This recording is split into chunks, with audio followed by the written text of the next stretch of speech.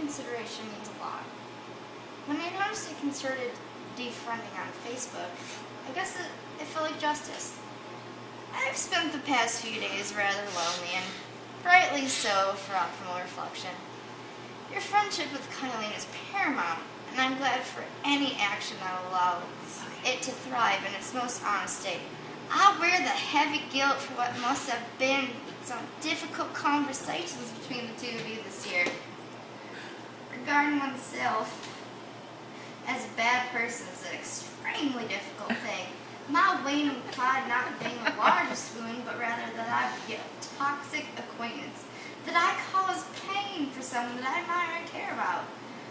I assume that in your discussions, the two of you naturally unite in some harmony with anger and frustration towards the absent party. I understand that, and I accept the guilt which I deserve without a word that I cannot fucking read. Equivocation.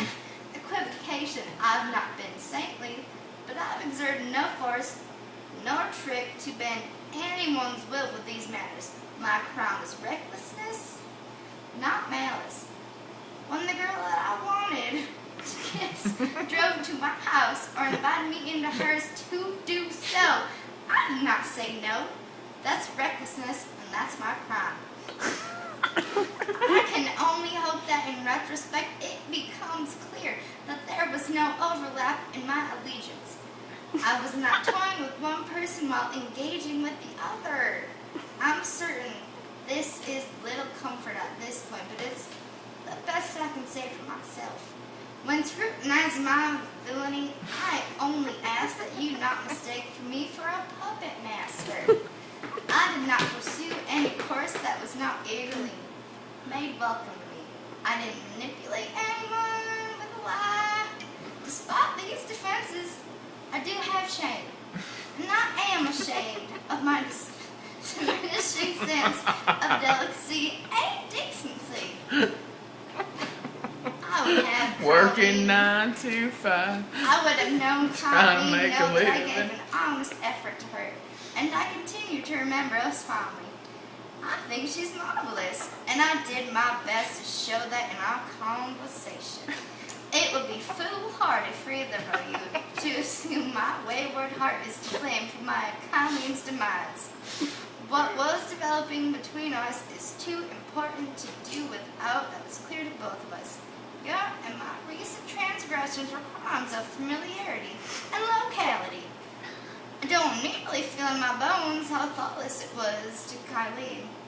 Simple consideration to which I became, sadly, in my sober days. As for you and I wish you and I had stood closer to me than just on that night at the Subterranean. I wish you had been flattered to my obsession with you that night from the lakefront. I wish you had sat in the front seat of my car that Easter morning.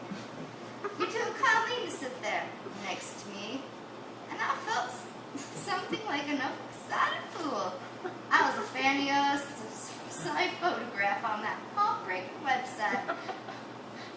When we finally synthesized, you seemed to indicate that it wasn't for public consumption.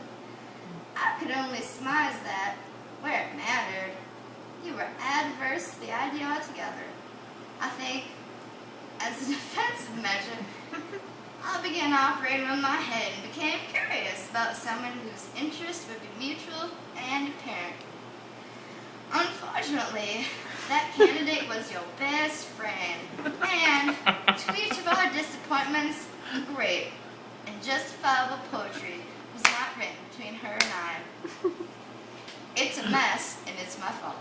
I'm sorry to you both, and I didn't defer my better senses when faced with the circumstances of these affinities. Deferment's made so much more difficult by the mutual nature of each interest.